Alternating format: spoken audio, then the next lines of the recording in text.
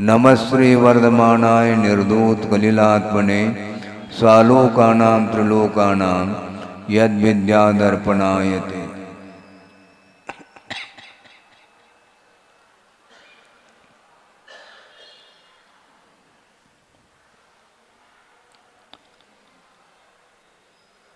सम्यक दर्शन के अंगों का प्रकरण चल रहा है और उसमें निर्विचिकित्सा अंग का स्वरूप यहाँ पर दर्शाया जा रहा है।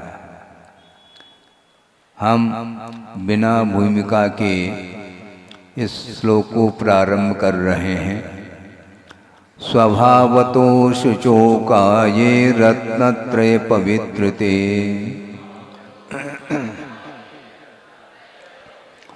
निर्जुगुप्सा गुण प्रीतिर्मता निर्विचिकित्सिता।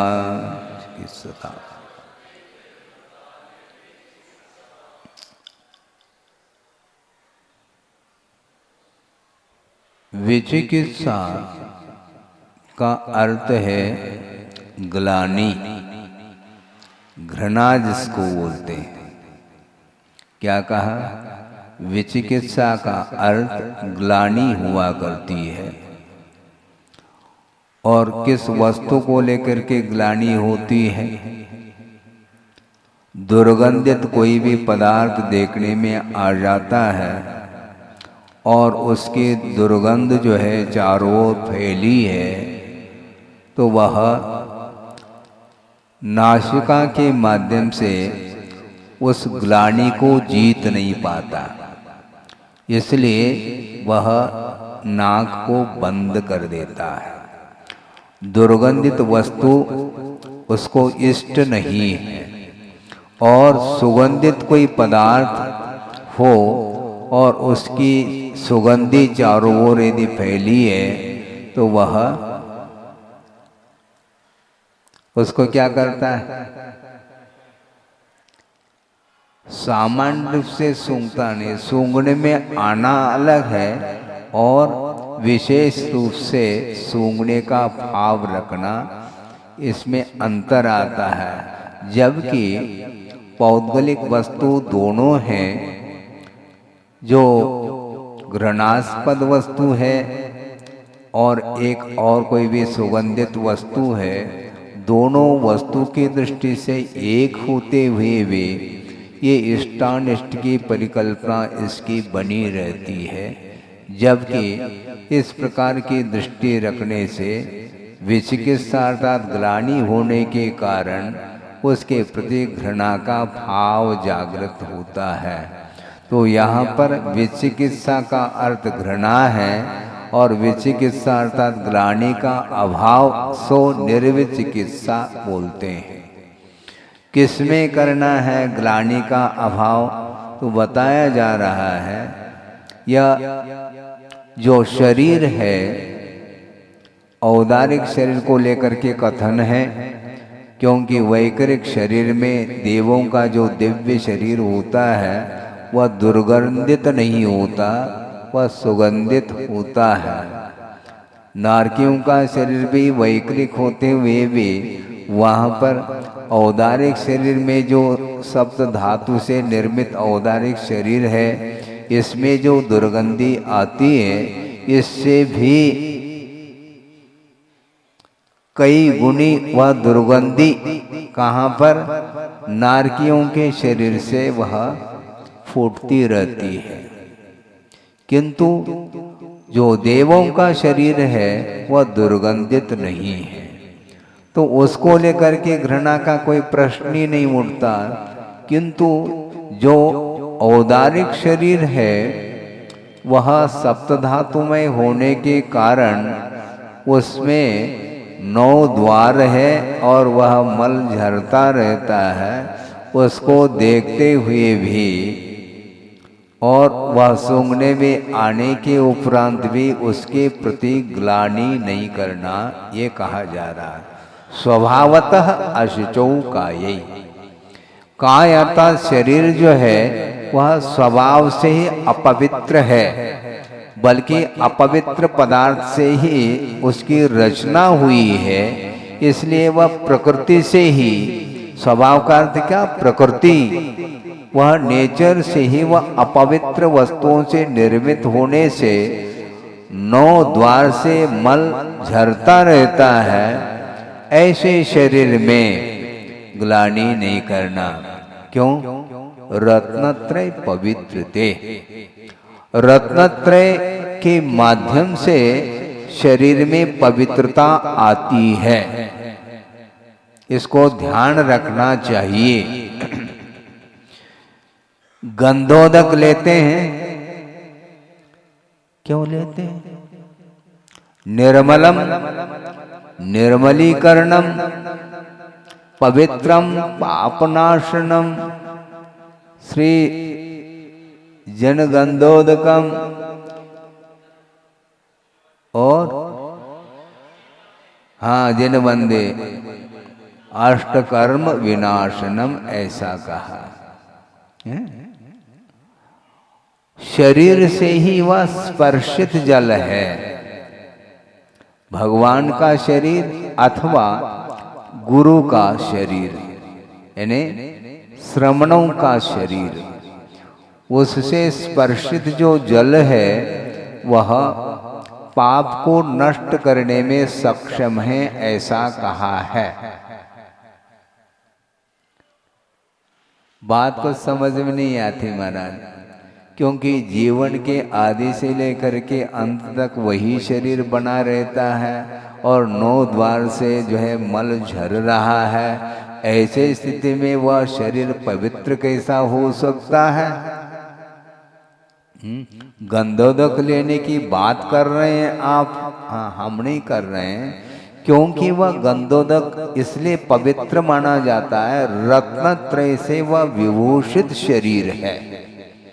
जब तक रत्नत्रय को अंगीकार नहीं किया जाता तब तक तो वह अपवित्र माना जाता है। जल के माध्यम से स्नान करने के उपरांत भी अनेक प्रकार के सौंदर्य प्रसाधनों के माध्यम से शरीर को सुगंधित करने का प्रयास किया जा रहा है। इसके उपरांत भी वह अपवित्र इसलिए है क्योंकि उसके भीतर रत्नत्रय नहीं है। रत्नत्रय का यदि कोई आधार है, बहिरंग आधार जिसको बोलते हैं, वह शरीर है। अंतरंग आधार क्या है? आधार 2 प्रकार के, अधिकरणम आधार है। आधार अर्थात आश्रय लेने योग्य पदार्थ, उसको आधार बोलते हैं। तो बहिरंग आधार तो शरीर है। अंतरंग आधार क्या है? आत्म तत्व है, क्योंकि आत्माश्रित ही वह रत्नत्रय रहता है और वह आत्मा से वह रत्नत्रय पृथक नहीं हो सकता। वह एक में एक है, गुण गुणी का संबंध जिसको बोलते हैं, तादात्म्य संबंध।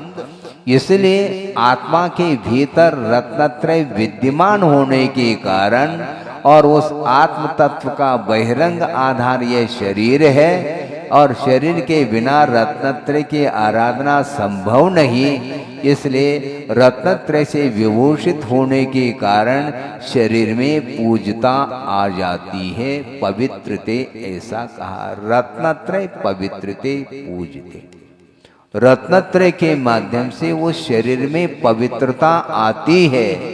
वैसे स्वाभाविक दृष्टि से देखा जाए, नेचुरल वह शरीर दुर्गंधित वस्तु से निर्मित होने के कारण पवित्र नहीं है, किंतु दृष्टि शरीर की ओर नहीं जा रही, किंतु गुणों की ओर दृष्टि जा रही है। गुणों की उपासना की बात जब आती है, उस समय शरीर गौण हो जाता है और वह क्या करता है? गुण प्रीति, गुणों के प्रति अनुराग रखता है, निर्जुगुप्सा, ग्लानि के बिना। ये 25 कषाय होते हैं, उसमें 9 कषाय का भी वर्णन आता है, जिसके 9 भेद हैं: हास्य, रति, अरति, शोक, भय, जुगुप्सा, और 3 वेद। इस प्रकार ये 9 कषाय का वर्णन आता है। जिस कर्म के उदय से ग्लानि उत्पन्न हो उसका नाम जुगुप्सा बोलते हैं। और वह ग्लानि दो तरह की हुआ करती है, आप ध्यान से सुनेंगे। एक दुर्गंधित वस्तु को लेकर के ग्लानि उत्पन्न होती है, और एक भावात्मक जुगुप्सा जिसको बोलते हैं, गुणों के प्रति अनुराग नहीं होना।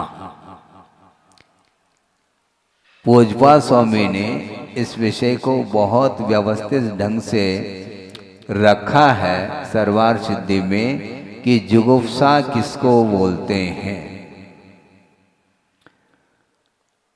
यद उदयात, जिस कर्म के उदय से आत्म दोष संवरणम परदोष आविष्करणम सा जुगुप्सा। जिस कर्म के उदय से अपने दोषों को तो वह आच्छादित करता है?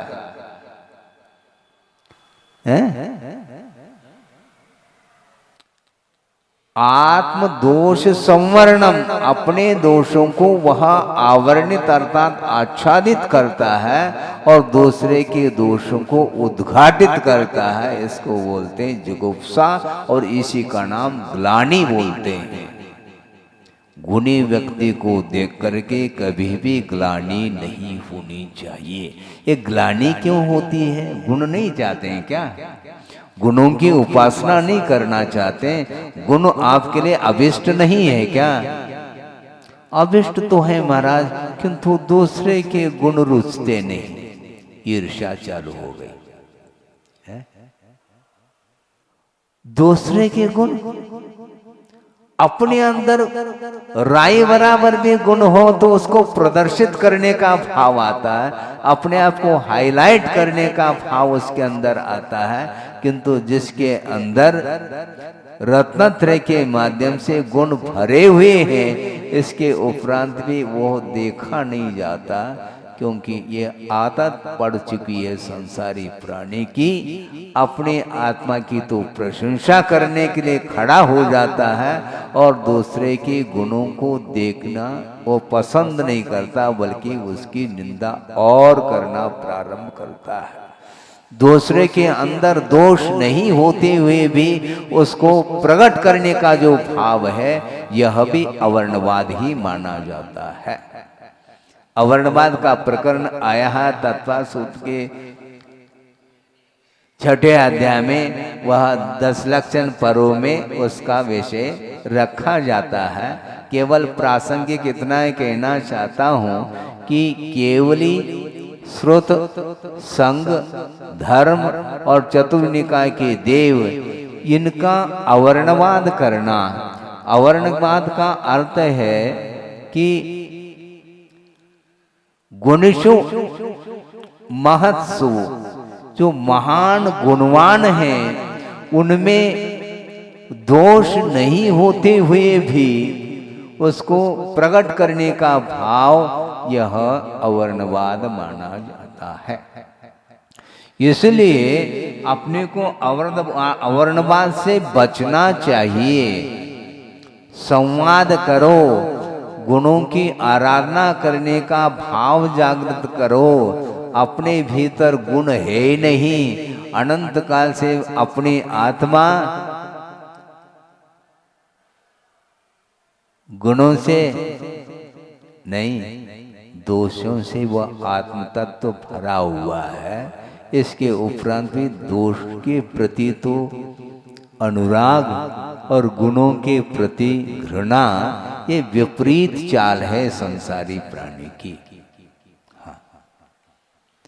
मात्र दुर्गंधित वस्तु को देख करके घृणा करना, यह विचिकित्सा ये तो है ही, किंतु भावों के अपेक्षा से भी ग्लानि हुआ करती है। साधर्मी के प्रति, अपने से जो बड़े हैं उनके प्रति, गुणवान के प्रति, जबकि उसकी आराधना हमें करनी चाहिए।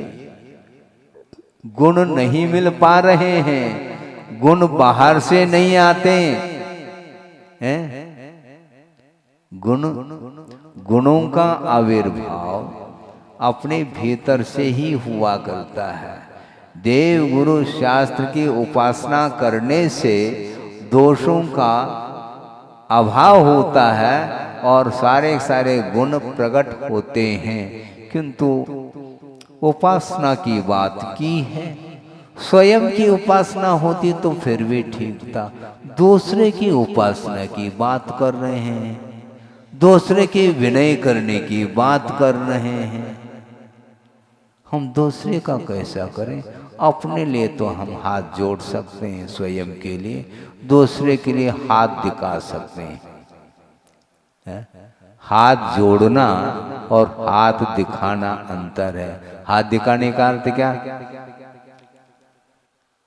कोई वैद्य आया, उसको भी हाथ दिखा रहे हैं हम, वहां पर अलग है। हाथ दिखाने का अर्थ मारने का भाव आता है। किंतु आचार्य कहते हैं गुणों की उपेक्षा मत करो। अनंत काल से गुणों की उपेक्षा करता आया है, इसलिए प्रयास करने के उपरांत भी गुण उत्पन्न नहीं होते। और सबसे महत्वपूर्ण यदि कोई गुण है वह सम्यक्त रूप गुण है, क्योंकि सम्यक्त के अभाव में जितने भी गुण हैं उन गुणों का कोई भी मूल्य नहीं, उनकी कोई वैल्यू नहीं। आचरण कितना भी आप अच्छा करो, किंतु आस्था यदि नहीं है तो वह ऊपरी ऊपरी आचरण माना जाता है, ऊपर ही ऊपर का आचरण, क्योंकि वह भीतरी आचरण नहीं है। इसलिए गुण प्रीति, गुणों के प्रति प्रीति अनुराग होना चाहिए बिना ग्लानि किए। वैयावृत्ति का प्रसंग आता है और उस समय घृणा करेंगे तो वैयावृत्ति नहीं कर पाएंगे।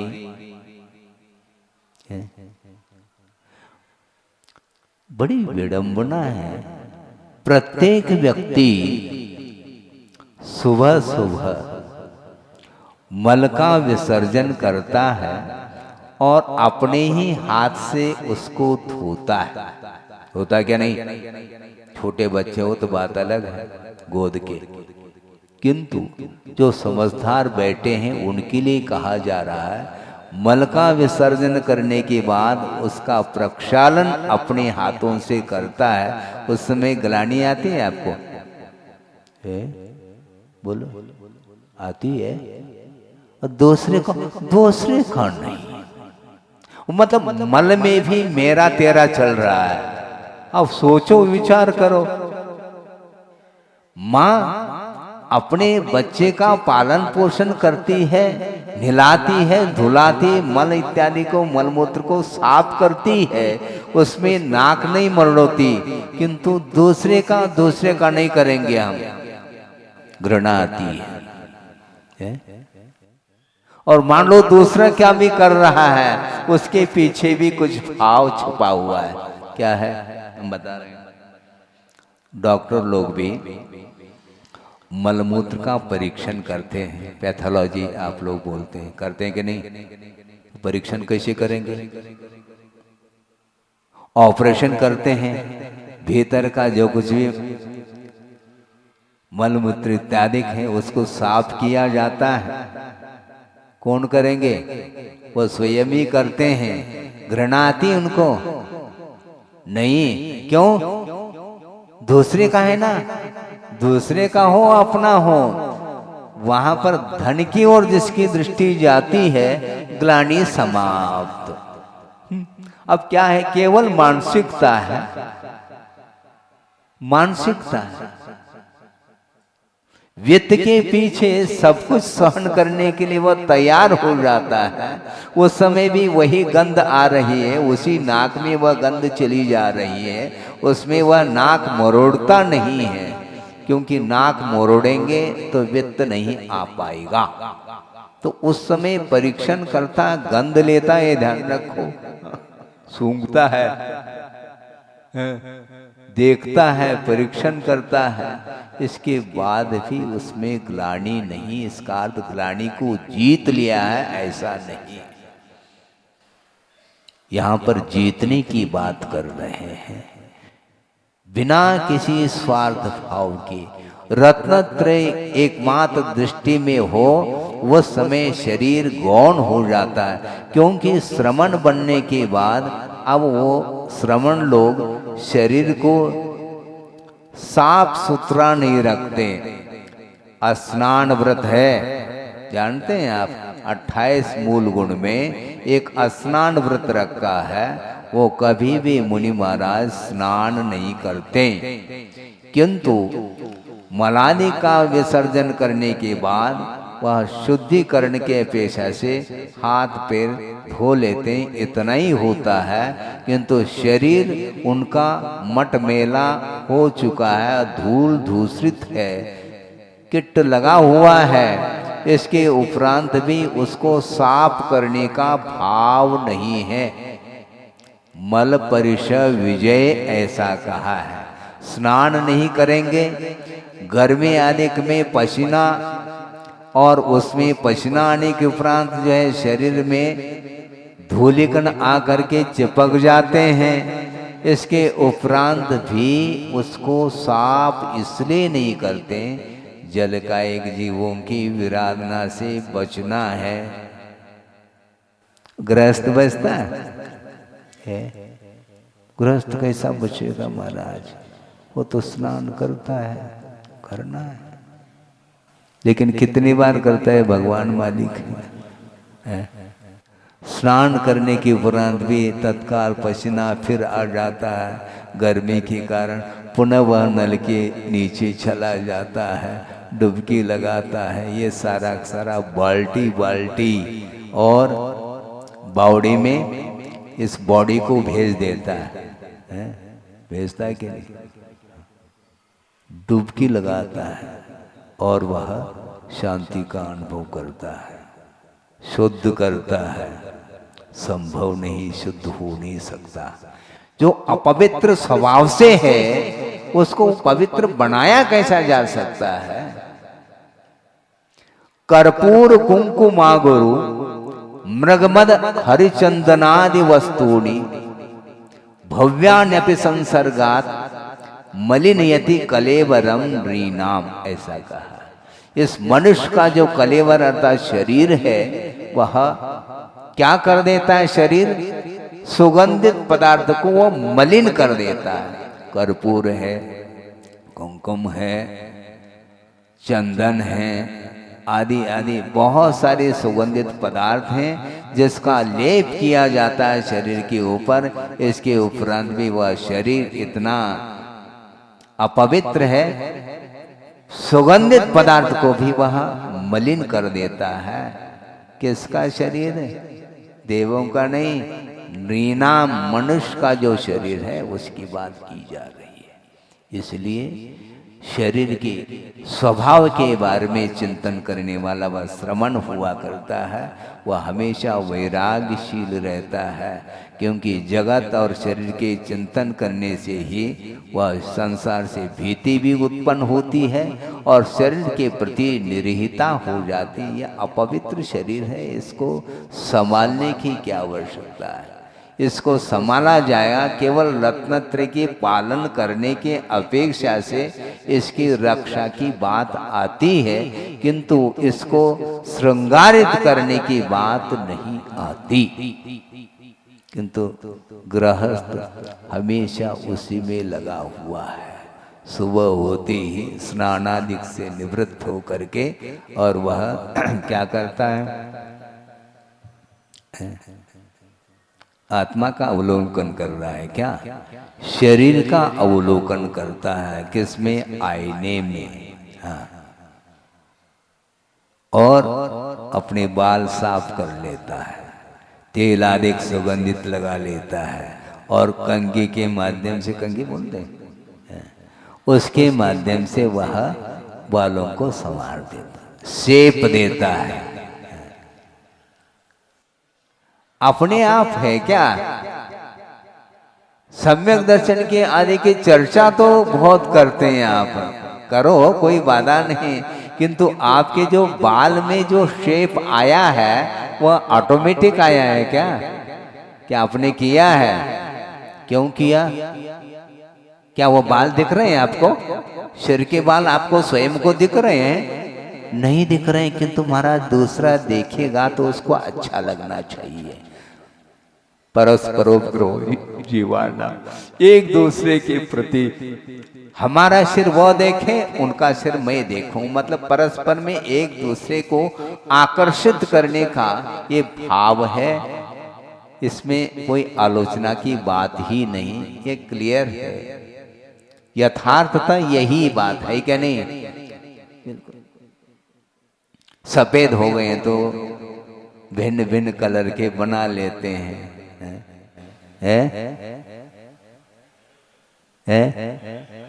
हाँ डाई कलर, हम नहीं जानते क्या क्या होता है। ये सब हो रहा है, हाँ? और उसमें नाई जो है ना वह बना लेता है अनेक प्रकार के, उसमें बड़ी विचित्र दशा है, उसको क्या बोलेंगे हम?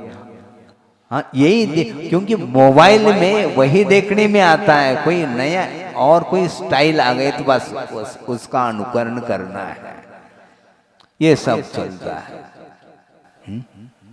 ये सब क्या है क्या? ये बाल जो है ना, ये मल है, ये ध्यान रखो। आहार में बाल आ जाए तो अंतराय करते हैं, इसके पीछे रीजन क्या है? वह मल है। तो मल को आप अच्छा और बुरा समझ रहे हैं, इसका अर्थ क्या है? आपकी दृष्टि कहाँ जा रही है? महाराज हम तो सामाजिक हैं, रहो सामाजिक। सामाजिक का अर्थ ये थोड़ी होता है, लेकिन है अपने शरीर को सुंदर बनाने का जो भाव है, वो क्या भाव है हम पूछना चाहते हैं। सम्यक दृष्टि है वह भी करता, फिर कौन नहीं करता महाराज? जो मिथ्या दृष्टि भी कर रहा है और सम्यक दृष्टि भी कर रहा है, दोनों इक्वल हो गए, बिल्कुल ठीक है। किंतु वीतराग सम्यक दृष्टि की दृष्टि शरीर की ओर नहीं जाती है, इसलिए शरीर के प्रति निरीता उनकी बनी रहती है। और इसलिए जलकायिक जीवों की विराधना से बचने के लिए आजीवन स्नान का त्याग हो जाता है। एक मूल गुण है, इन्हें स्नान करना दोष है, स्नान नहीं करना गुण है। शुद्धिकरण के अपेक्षा से हाथ पैर धोना अलग वस्तु, किंतु सुगंधित वस्तुओं का इस्तेमाल करते हुए पूरे शरीर को जल से स्नापित करना यह श्रवण के लिए योग्य नहीं, ऐसा कहा है। मतलब अहिंसा के प्रति दृष्टि जिसकी जाती है वही इन चीजों से ऊपर उठ सकता है।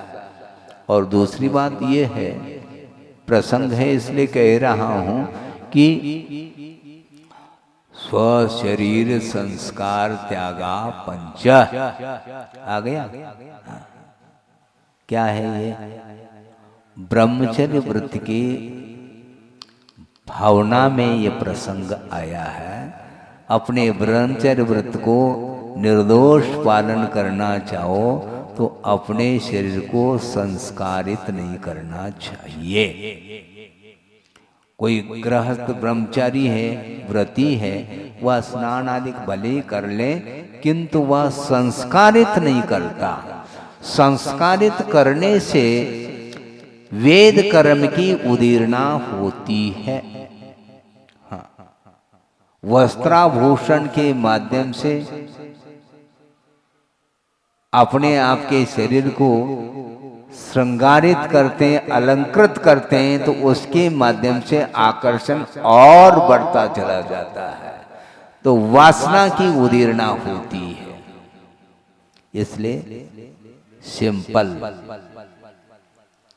है,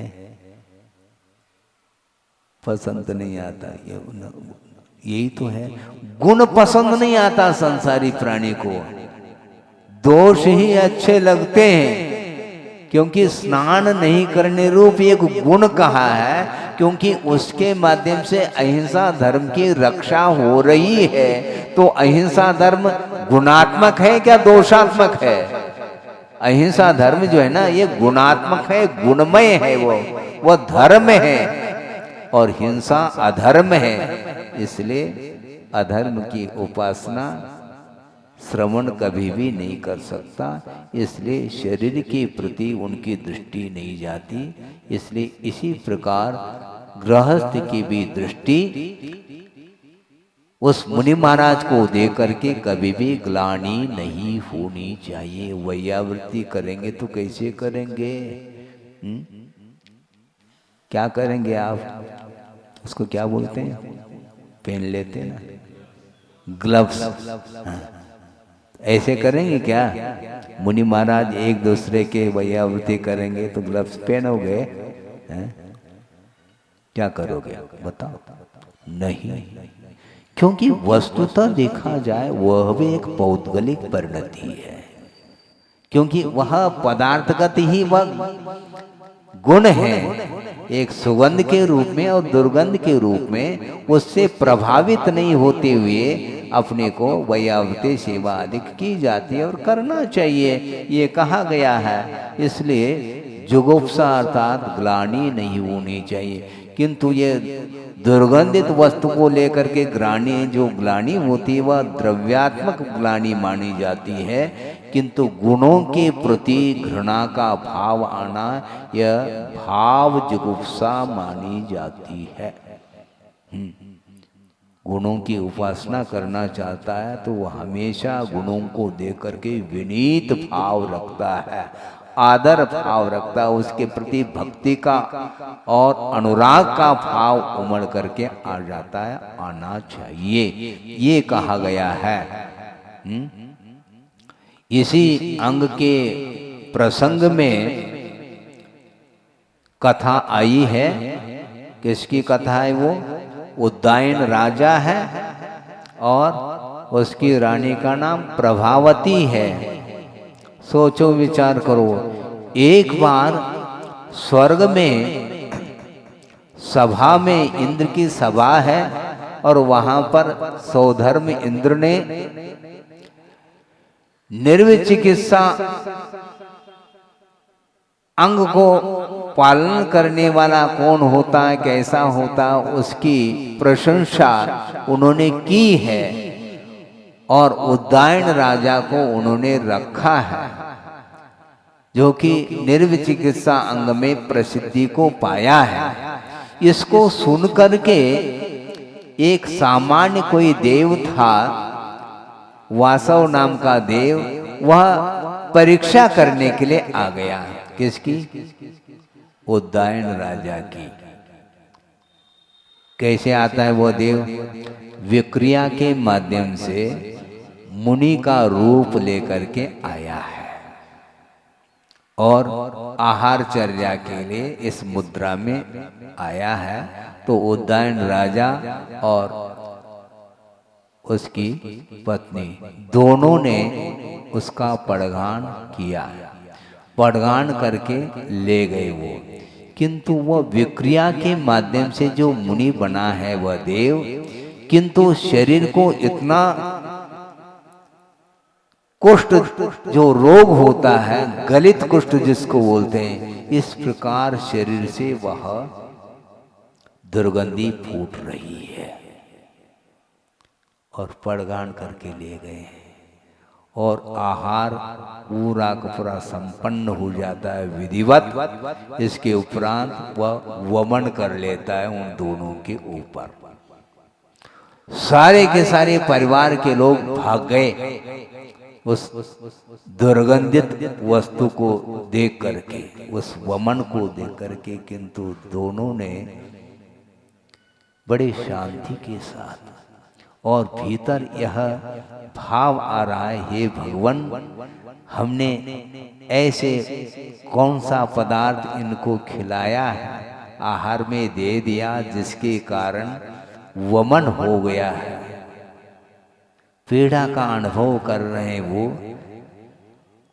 अब मैं क्या करूं, इस दोष को कैसे मैं दूर करूं? इस प्रकार मन में भाव आकर के बड़ी करुणा के साथ और भक्ति के साथ उनका शरीर अपने दोनों हाथों से जल के माध्यम से प्रक्षालन कर रहे हैं वो दोनों, किंतु नाक नहीं मरोड़ रहे हैं। ध्यान रखो, उनके ऊपर वमन किया गया, इसके बाद भी उनके भीतर कोई ग्लानि का भाव नहीं। समझ रहे हैं आप?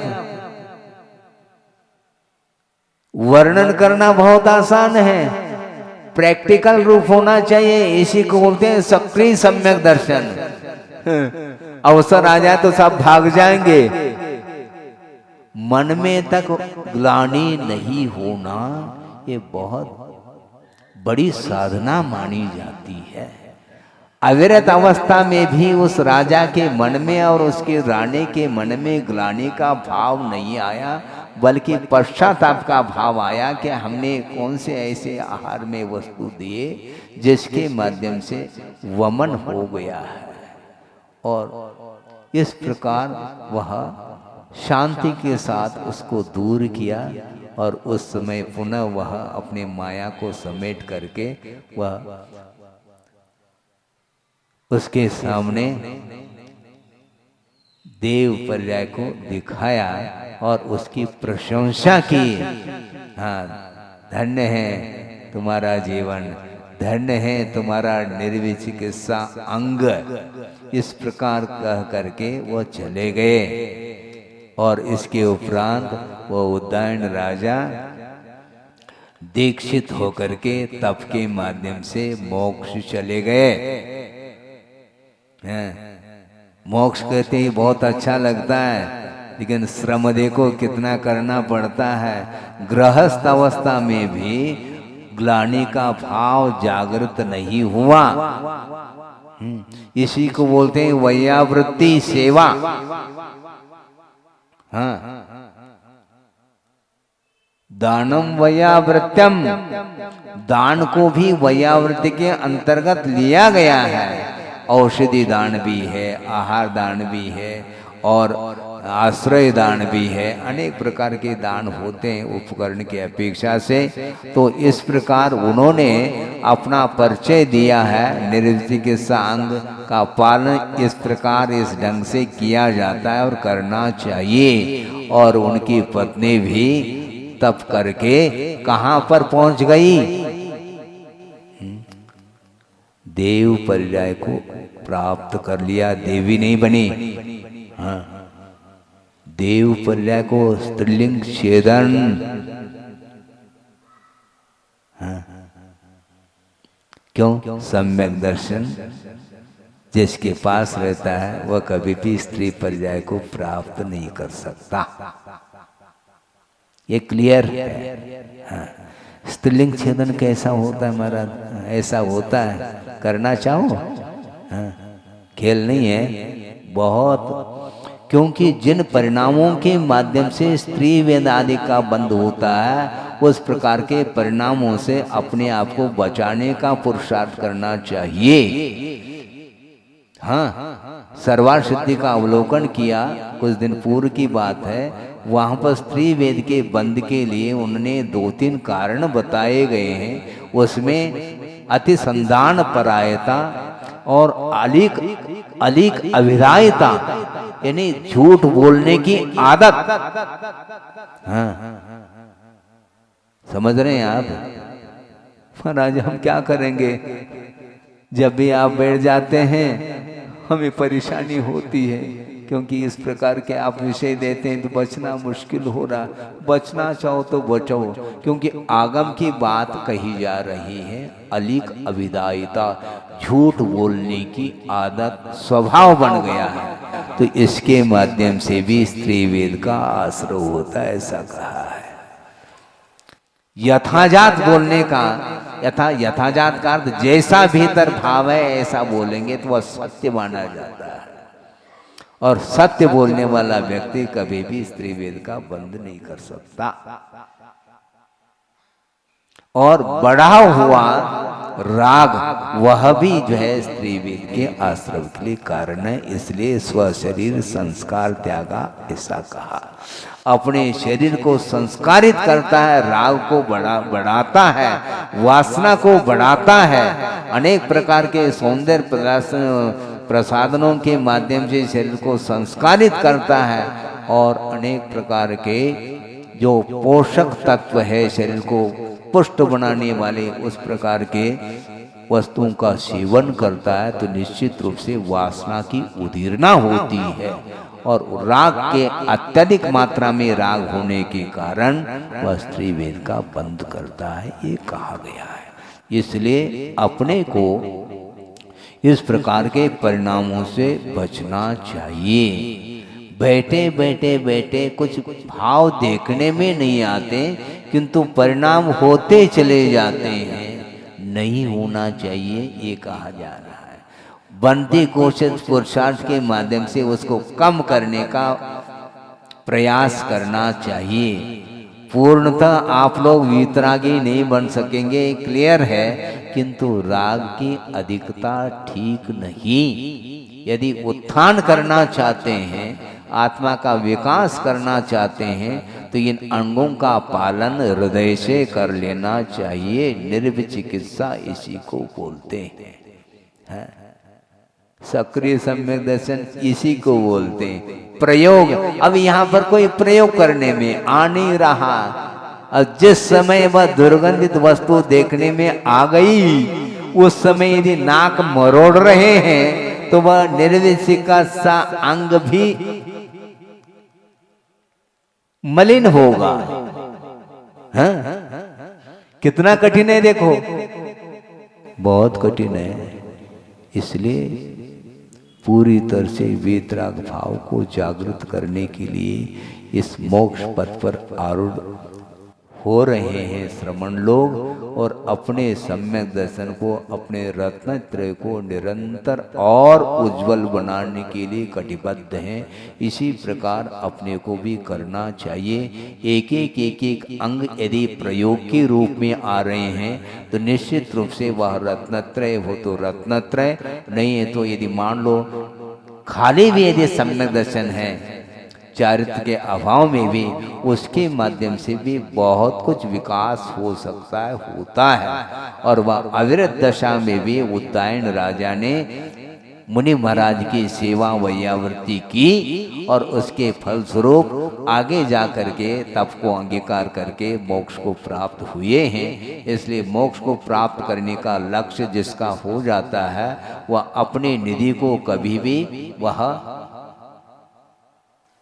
क्या सुरक्षित नहीं रखेगा, बिल्कुल।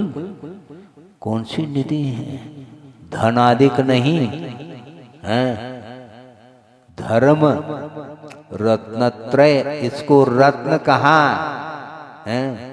ये तीन ही रत्न है, अपने पास 300 नहीं है, ये ध्यान रखो। आपके पास 3000 भी हो सकते हैं, करोड़ों हो सकते हैं। चक्रवर्ती के पास 9 निधि है, और कितने रत्न है? 14 रत्न है। अपने पास 3 नहीं, उनके पास 14।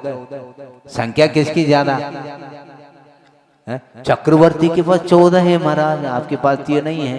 ये 3 ही पर्याप्त है हमारे लिए। लेकिन सम्यक दर्शन, सम्यक ज्ञान, सम्यक चारित्र, ये ऐसे रत्न हैं, ऐसी निधि हैं, ये अविनश्वर सुख को प्राप्त करने के लिए हेतुभूत है, ऐसा कहा। ये साधन है, रत्नत्रय भी साध्य नहीं।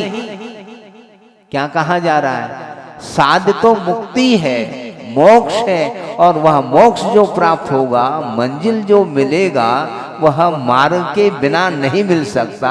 इसलिए रत्नत्रय ये मार्ग है और इस पर चल करके ही वह मोक्ष को प्राप्त करता है। इसलिए अपने को निरंतर सम्यक दर्शन की रक्षा, चारित्र की रक्षा, रत्नत्रय की रक्षा करनी चाहिए। और रत्नत्रय में विकास करने के लिए देव गुरु शास्त्र की जो प्रति भक्ति है, अनुराग है, गुण प्रीति जिसको बोलते हैं, वह बिना किसी ग्लानि के करते हैं, निश्चित रूप से हमारा वह निर्विचिक सा अंग उभर करके आ सकता है, जिसके माध्यम से आत्मा का कल्याण हो सकता है, हो इस पवित्र भावना के साथ।